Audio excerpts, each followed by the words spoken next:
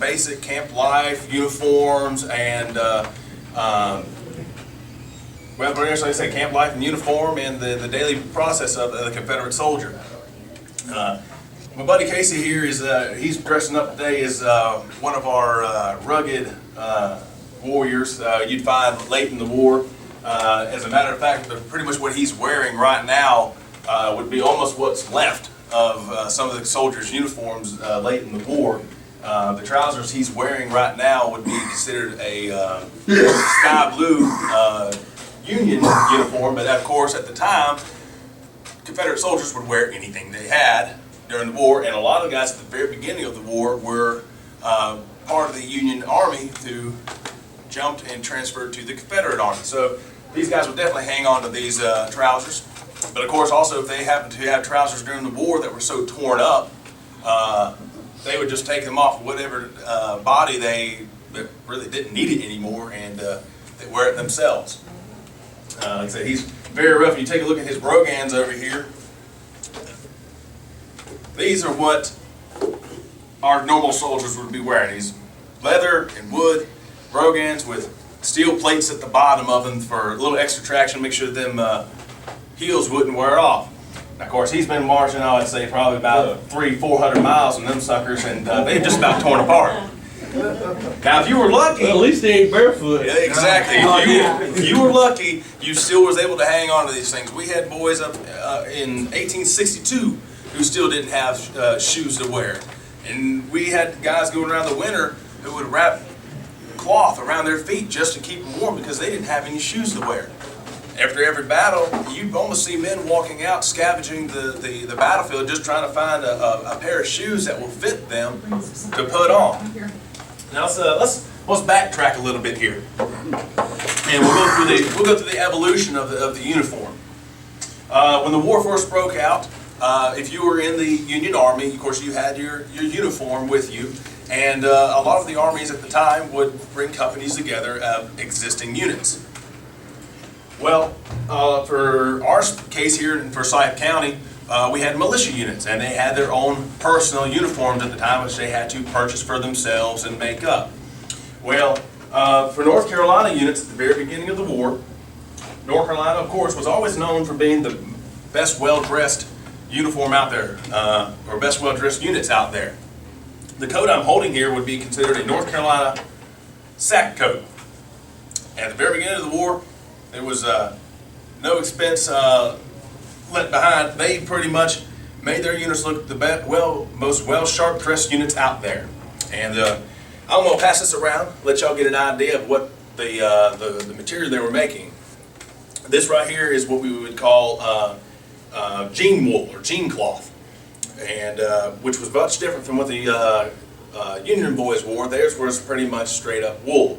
But of course, in the South, we had to make what we could out of them, and this was right here, is like Priest said, what we had to put on. Now, North Carolina uniforms, you had special buttons that were put on them. If you look at the buttons on this one, it actually has North Carolina seal buttons on there. So we actually had a seal put on them. And other ones would have just what's called the sunburst button. The sunburst button was just a North Carolina seal with or just a North Carolina emblem with a sun around it. So you had those two styles of buttons, along with, of course, your infantry, your cavalry, and your artillery styles. Of course, now this would be your trousers that the North Carolina units would wear. And one of the significant things they had on them, of course, they had the black trim on it to represent our units. And they, of course, it was given different thicknesses and different colors for the units. This would be just regular infantryman, as sergeant or officer. Of course, the higher in rank you go, the larger the stripe would be to represent your soldiers. Now, also, if you look at the uniform you have on there and the stripe on here, this was black. The black represented infantry. Of course, then you would have yellow for cavalry and red for artillery. Now, of course, our units would walk out. They'd have all these brand new uniforms, very sharp, very neat. Of course, at the very beginning of the war, you had militia units who hadn't received the uniforms. You still had men in these blue uniforms from from the Union Army, and you still had, of course, and then you had the uniforms that our states were handing out, which would, of course, that's what added to a bunch of the confusion we had at the very beginning of the war. We didn't have unified flags, we didn't have unified uniforms altogether, so that caused a lot of confusion on the battlefield. But as I say, North Carolina troops, they made sure that their uniforms were the sharpest and made their uniforms, like distinctive for their state. Casey, could you put your jacket on and everything? While Casey's up here getting the rest of his uniform on, I'll talk about some of the other items we have here, some of the basics of the uniform. Of course, probably the most important part of the uniform. If this uniform we're passing around, was that distinctive for North Carolina? That was distinctive for North Carolina. That was the North Carolina Volunteers uniform. Now, of course, one of the most important parts of the uniform, if not your shoes, of course, and your uniform, of course, this right here is what we call the haversack. This is what the soldiers kept their food in. You would open it up, and you'd have a lot of times you would have a liner inside of it. They would keep their food, and I mean anything they could eat, they put in here. Anything they had material-wise, forks, plates, napkins, and stuff like that, they'd stuff that sucker in here. Now, you had two different styles. At the very beginning of the war, you had the tarred canvas style, and that's what all this is. It's made of canvas and it's been dipped in tar. And the other one you would have, what he's wearing here, would be straight up canvas, and it would have a leather strap on it. And this will be what most Confederate soldiers would have had at the beginning to the late end of the war. And like I said, we didn't take all the time to tar ours. It was considered unnecessary. But most Union soldiers, or boys who had been at the very beginning of the war, would have ones like these. Now, the drawback to these items right here, especially after being out for a very long time, was that you put literally everything in here, and I mean everything. Apples to straight up meat that was just cut off. And the problem with that is that the juices of that meat and the blood and what over time would get soaked into this liner and soaked into the canvas of the bag. The problem with that is it would cause a lot of disease because that stuff would rot over time. And the number one death of the war was not considered the bullet, it was actually disease that killed most of our soldiers. So you have these guys walking around with these haversacks with food in them that's been sitting in there for months, and unclean liners on the inside of them, and it's collecting all this bacteria and all this disease. So our men, of course, would get sick over time, and this would kill more soldiers actually than the bullet would. Casey, you got all your uniform on there? Yeah. You can just a second. Throw that blanket on there. Throw that blanket roll on. Make yourself look like an actual soldier. All right. Now, we get to the middle of the war. Most soldiers, of course, in North Carolina, they start off with the sack coats like that one. And over time, material will become a little bit harder to come by. So one of the ways to save material is they would come up with a new design called the shell jacket. But of course, that name wasn't given at the time. It's just called a jacket. But what they did was they took all this extra material that you would find at the bottom of the coat, and they pretty much cut it off. So what you would come up with is just this regular jacket here.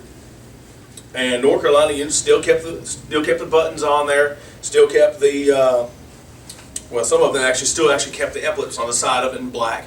But of course, even later into the war, they got rid of that because that's just more material that you don't need. And this jacket here is really worn out. It's actually what you would find on a soldier probably in around 1863 to early 1864. And believe it or not, this jacket at one time was the same color as that sack coat. But sitting out there in the sun over a period of time, these things would fade and fade. And that's where you get the color that you've seen most of our soldiers wearing became less of a gray in color and more of a tan in color. And of course, then you have the boys wearing the dark butternut color, which was somewhat close to this, just a little bit more orange in color. You have that on there? Now Casey here, he's taking all this time setting up and behind me. This is what the late soldier would look like. This is like probably a soldier in the Army of Northern Virginia, probably with the, say the 28th North Carolina, would probably look like between late 1863 to all the way to the end of the war.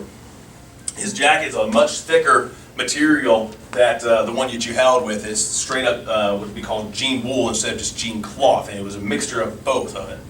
And you can tell he's been dirty. He's been out in the field for a long, long time. He's probably been out there unshaven. He probably hasn't had a bath or even been in a creek in probably a week or so, or even, heck, even a month or so. Now, we have, like I said, for the basic uniform here, you've got the belt at the top. We'll start off with the belt here. What he's wearing here is a square Georgia belt with a, now give me a little bit of explanation on this one here, Keno. Georgia D-frame belt. Georgia D-frame belt. A lot of soldiers, like I said, they didn't have a lot of belt buckles, so they would just pick up this one, and a lot of these would be actually made at home, made by the wives or just picked up from a tailor shop, not necessarily a uniformed belt, but if you had one that was uniformed, a lot of times it would have the Confederate States belt buckle, like this one here. And I'll pass that one around to give you an idea. Now the backs of these things were literally filled with lead, and that's what held them together with a brass plating on it. Pass that around, get y'all an idea, feel how heavy that thing is, give you an extra idea of how heavy this uniform is. On the belt, of course, you would have the cap box. And this cap box is what kept our munitions for the rifle. Now the rifle he's holding here is a what year is that? 1848. 1848 Springfield, which shot a 69 caliber bullet. Any of y'all ever seen a 69 caliber bullet or ever held one in your hand? How many of y'all are familiar with a 12 gauge slug? Okay, a 12 gauge slug is not even the same size as one of those. It is actually smaller. And I've actually got one of a mini ball that those uniforms took. Now these mini balls would actually take, as they come, they would be wrapped in paper. And in the paper you'd have a small wad, and then you would have the gunpowder underneath.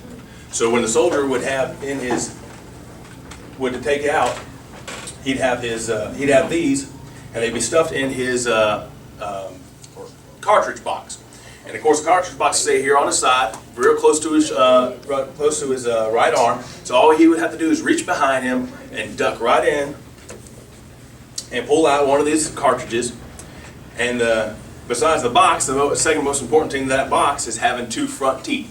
If you didn't have two front teeth, you were pretty much useless, because you had to take them two front teeth and tear it off the top of that cartridge box, or that cartridge, spit it out, pour the powder into the weapon, slide the mini ball down in there, take out your ramrod, and stuff it down in there. Now, most U.S. soldiers, of course, were issued the Springfield rifle. A lot of Confederate soldiers had them also, but the most widely used one in the Confederacy was the Enfield rifle, which was shipped over to us from England. And we had blockade runners come in through, and that's what would give our troops their rifles. Now their rifles at 58 caliber, a little bit smaller than this. But like I said, I'm going to pass this around and give you an idea of what type of shot was shot at our soldiers, to give you an idea of how bad one of these suckers would tear you up at a low velocity rate. Now beyond the munitions and the rifle, you get to the camp life aspects of the uniform. As you can tell, he has his haversack here on his left side, and he also has his canteen. The canteen was used. Where's my wooden one? Did we bring it? We had a couple different types of canteens to choose from, or at the beginning of the war, and most of them actually sometimes used a variation that their ancestor used during the Revolutionary War.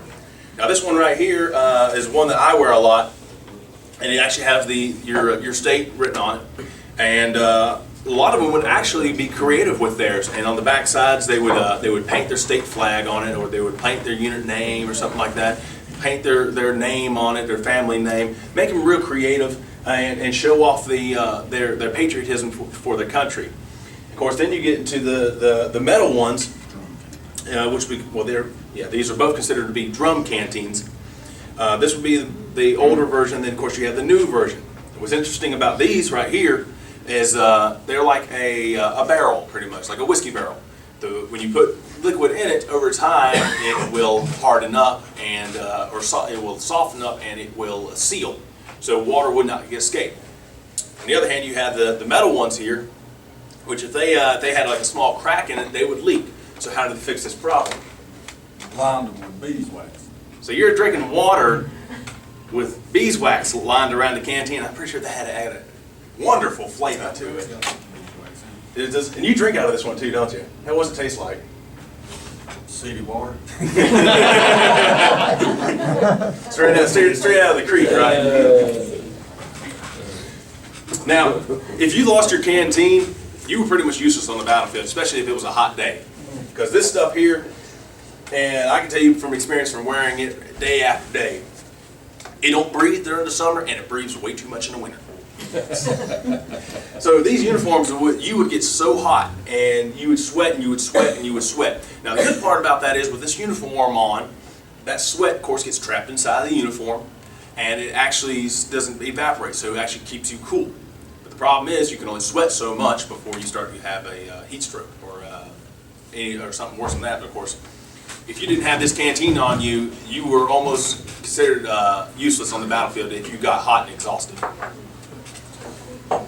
Now, after the battle was over, you would go to camp if you weren't retreating. If you were successful, you would set up fortifications for the next day's battle.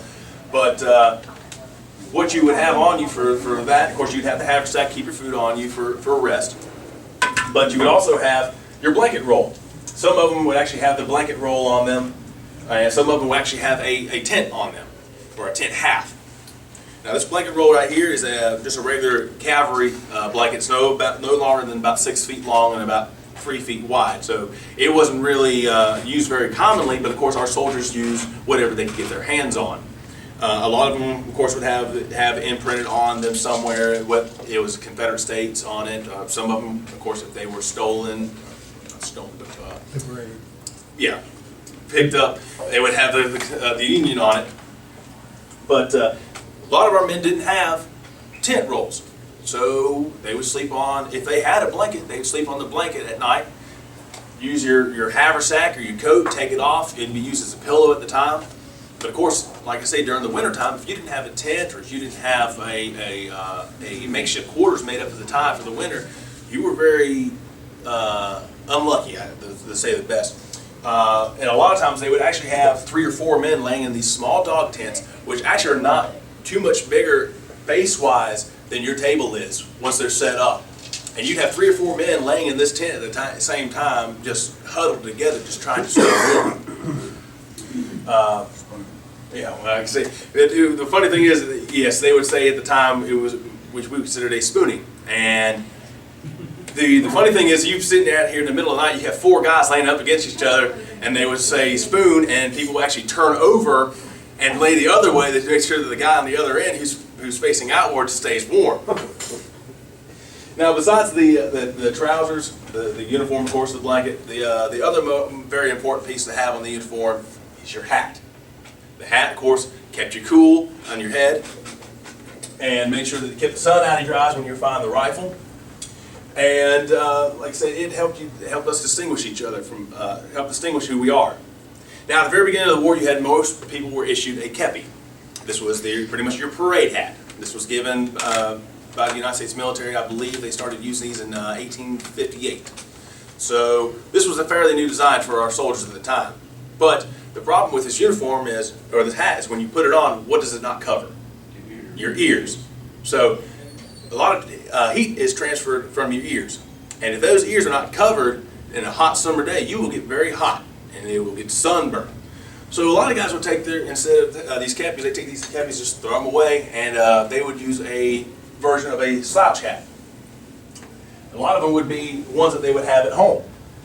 And like I said, it doesn't matter what variation they were. This one here's, of course, one of my very favorite ones. And Casey, yours is you usually have a beehive hat, that's yours. Right, right. And the beehive hat would be somewhat like what he has, but it would actually come up to a point at the top, and you see a lot of soldiers wearing it with a short brim. You'd also see when they have it on their heads, you'd have it cocked off a little bit to the side, and a lot of times that top brim would be bent over, because of course when you have to sit out in the field of battle, and you're holding this rifle up, you have to turn that head and make sure that you don't have anything blocking your view, or make sure that your head didn't get popped by them suckers. Of course, yeah, when you go to a shoulder arms, it doesn't knock your hat off to the side. So you'd have a bunch of men who wouldn't even have a side to theirs. They'd actually just bend it all the way up, and some of them would even take a pin and snap it in there to make sure that it stays where it's at. Then we get into the food. I'm gonna bring up that one last because I got a little bit of a treat here for you guys tonight. When you got out of camp toward the beginning of the war, or when you got out of the field at the beginning of the war, we had a lot more food, a lot more rations. We could feed our armies. But of course, you get toward the middle, late war, especially on these long campaigns. You didn't really have a way to collect food. You would scavenge what you could. If you were marching through an orchard, you'd pick the fruits off the trees, or you'd pick the berries off the bushes, and you would keep on going. One of the items, the most famous items that were used during the war, would be called hardtack. And if y'all don't know what hardtack is, it's essentially a biscuit or a cracker that is harder than a brick if it's made correctly. And what it is essentially is flour, water, and if you're lucky, you had a pinch of salt or garlic to add flavoring to it. And essentially, what they would do is, you have your canteen out. Essentially, it's in your haversack here. Essentially, what they would do is they would take what little rations they have of flour, mix it with a little bit of water, bang it up together, and press it into whatever makeshift item they had to use as an oven. And what we have here for him is a canteen half. And this canteen half would quite literally be from, they would take a canteen, it was broken, and cut it in half. And you would take that piece of dough that you just made, set it in there, press it down, and put the cover back on it and throw it into the fire and let it sit. And after you get done with it, you would let it sit for a while, and a lot of times they let it sit overnight, and you would get about a 1/4 inch thick piece of bread or cracker. And what it would look like, get a good piece here, would be something about like this. And that's all it is, just flour, water, and a little bit of salt. And believe it or not, they would actually have this in their uniform for almost up to 6 months at a time. 6 months, they would make it in a fire and put it in their haversack, and it would sit there for almost 6 months, and they would ration off this stuff. Now, like I said, a lot of times if they had meat or fruits in their sacks, this stuff here would be absolutely no problem whatsoever in soaking up whatever problems they had in there with disease or bacteria.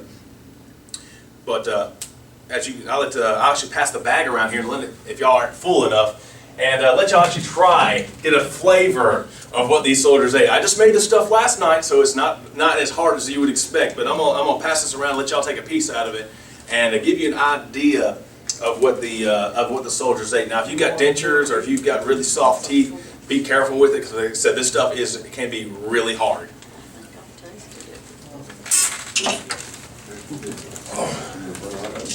Say what?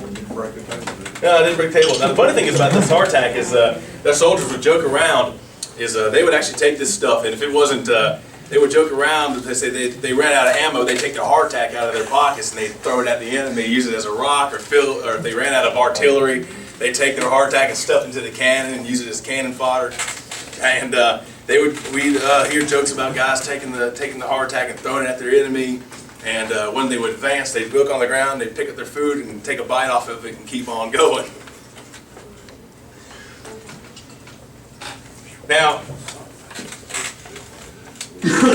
as I said, you get toward the late of the war, this is what the men, of course, they ate and lived off of. And their uniform, like I said, what they have is what they had on their back is what they essentially owned, besides what they could scavenge. These men would sleep in their uniforms, ready for battle for the next day if they could. And essentially, this is what they wore for 4 years. For 4 years of battle, they would wear their uniforms, and if they were lucky, they would pick something off somebody else, of one of their fallen comrades. They would, luckily, if they were good enough quartermaster, if they had enough inventory, they would luckily get some new shoes or new trousers or new coat.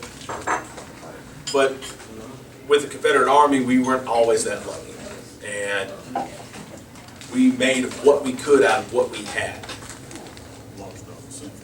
A lot of stuff was sent from home. Like I said, the blanket I have here would be considered something that was be issued to them from the military. They would also have quilts or other blankets that would actually be made by their families sent to them. But what we have here essentially is just a scratch of the surface of what these soldiers had at the time. And I wish I could go into much deeper detail, but unfortunately I'm not so blessed with having all this equipment. But I tell you, if anybody here has never been to a war reenactment and would love to get a better history and idea of how the soldiers lived, that is something you really should go to. You can find one almost anywhere. These boys, a lot of them are come one day and leave the next, and yet a bunch of them are really hardcore on it. They have the uniforms that look exactly like what their ancestors had. They sleep on nothing but a blanket underneath the stars, no tent whatsoever. Cook off the land. I even remember going to a reenactment down in Bentonville, and a gentleman had a fresh shot turkey out there with him. And I said, "Where'd you get that turkey?" He said, "Shh, don't tell nobody. I shot it about 50 yards outwards." So we had this guy with a turkey literally boiling the feathers off of it and cooking. And I said, "Well, you must be the luckiest Confederates out here, because with this being 1865, you'd be lucky to get a rabbit out here." And I wish I could go into much better detail, but with what we have here is the best idea we can give you. And if anybody would like to come up or would like me to pass around some of these other items, I'd be happy to do that, give you a better idea of what they are. And to tell you the truth, I'll go ahead and do that. I'll go ahead and pass the haversack around, get y'all an idea of what that is, and pass the canteen around, and let y'all understand the weight of some of these items, the material that they're made out of. And like I said, give you a better aspect, a better idea of what it was our soldiers went through. Is there anybody who has a question? I'd be happy to answer it. Jimmy? I wanted to ask you, have you ever heard that some of the Confederate pants were made out of the Brookstown Mill in Old Salem?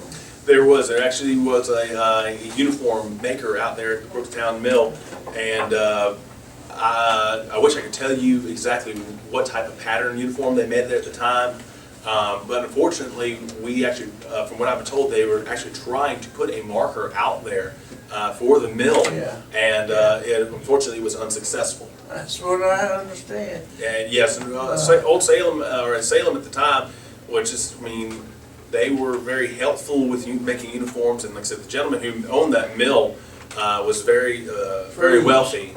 He was very wealthy at the time, so he could put time to put people to work and pay them to make these uniforms. Yeah, but the thing of it is, the Moravians claimed to be pacifist and was neutral and didn't want to take a part in the war effort against the Union.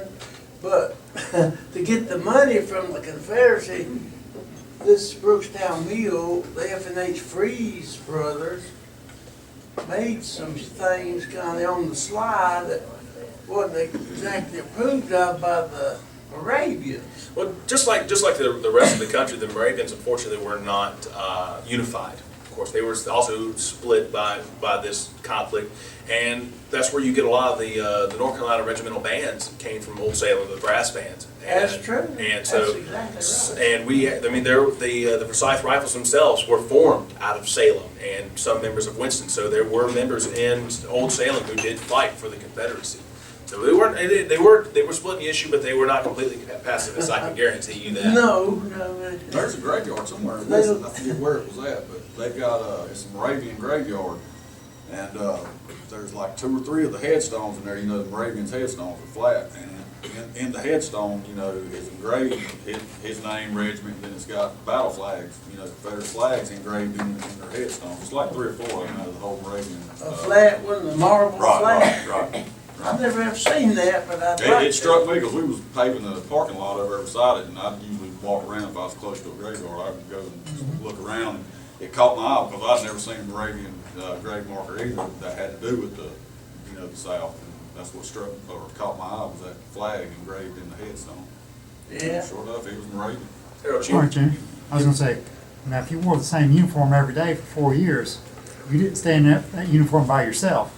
There No. were creepy crawlies. Oh yeah, oh yeah. One of the biggest other issues that you had as a Confederate soldier was, of course, you would have a lice problem. Lice was probably the worst problem that we had insect-wise. And there were actually guys who would talk about going through each other's hair and trying to pick these little suckers out. They would actually talk about if you would pick one out of your head and you would pinch it, it would actually make a little popping sound. And they said there was stories about men at night. They could hear the sound of these little, just men popping the lice out of their heads. And They used to also take that canteen half, and they would have lice races. And they would put live lice in the canteen and get the canteen half hot.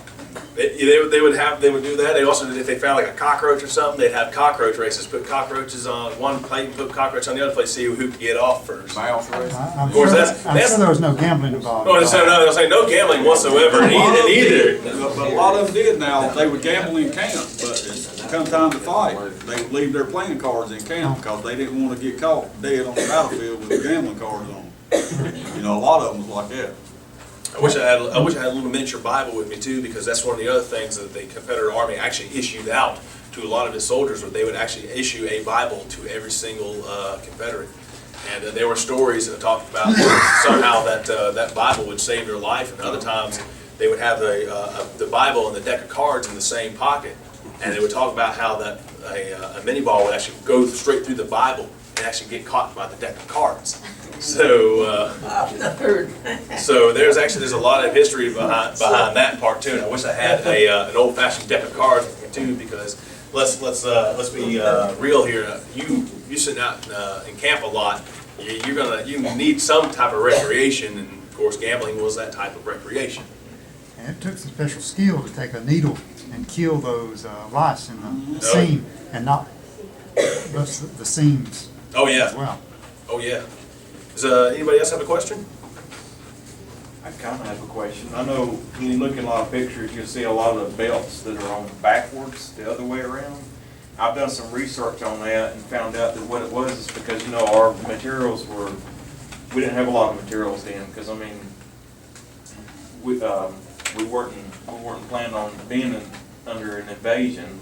Are you We weren't talking planning about? on for war, but they would get a hold of U.S. belt buckles from the Union and turn the belt buckle upside down and call it Southern Nation and put the belt on backwards to be like that. I've heard of that. Well, yeah, especially say if you were at the very beginning of the war and you were part of the Union Army and you still had a Union uniform. One of the ways that they would distinguish themselves from the other units was, you say you had a cartridge box like this one right here, and they would have the eagle breastplate on it. Well, the eagle would actually be facing upwards on the Union uniforms, and you'd have the belt buckle facing regularly. Well, they would take the eagle and put it in a downward motion and take the belt buckle and turn it upside down, and just a way to say of defiance and a way to distinguish themselves from the other soldiers. So a lot of that was from earlier in the war when a lot of our officers and stuff like that still had uniforms. Just they kind of changed it like that. Because I knew it happened a lot at the beginning, not so much towards the end. But I didn't really understand where they got that. But I know now because. Oh yeah, well, like I say, toward the middle and especially near the end, when you didn't have any other parts of uniform to wear, they would take what they could off the other soldiers, and of course, a lot of time would have been those Union belt buckles, and they'd just take the belt buckle and just flip it upside down. And heck, sometimes a lot of them would just say to heck with it and just put it on straight up either way. Yeah, so I got a friend that he has a U.S. belt buckle and he wears it just like it because he has a picture, actually an actual picture of his ancestor wearing the belt buckle that same way, and he went out and got one of those and wears it that way himself day to day, so I thought that was kind of neat. That's really neat. Keith, did you have a question? No. Okay. Anything else anybody would like to know? Like I said, I've got a bunch of knowledge here that I couldn't cover over, but if you have a question, I definitely can come up with an answer probably. All right, if that's all you have, I appreciate y'all's time. Thank you.